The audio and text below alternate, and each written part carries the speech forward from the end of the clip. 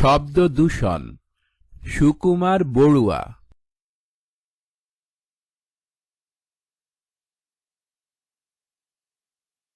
কবি পরিচিতি। সুকুমার বড়ুয়া বাংলাদেশের একজন প্রখ্যাত ছড়াকার।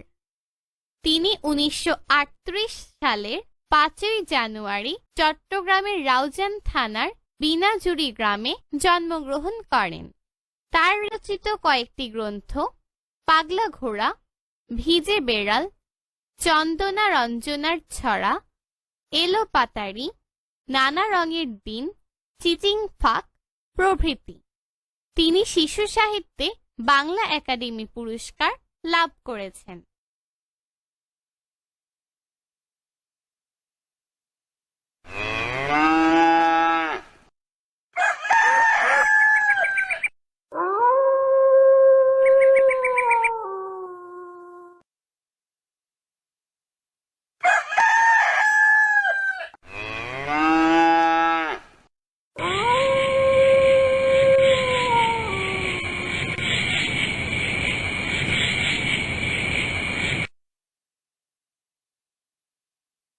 শব্দ দূষণ সুকুমার বড়ুয়া।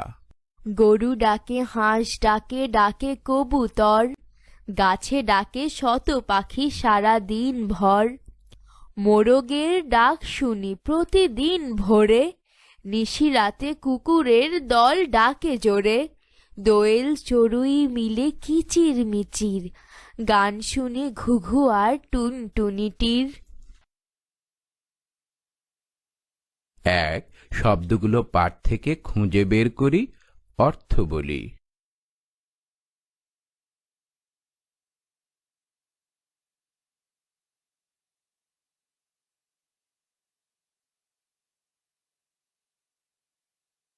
দুই, ঘরের ভিতরের শব্দগুলো খালি জায়গায় বসিয়ে বাক্য তৈরি করি।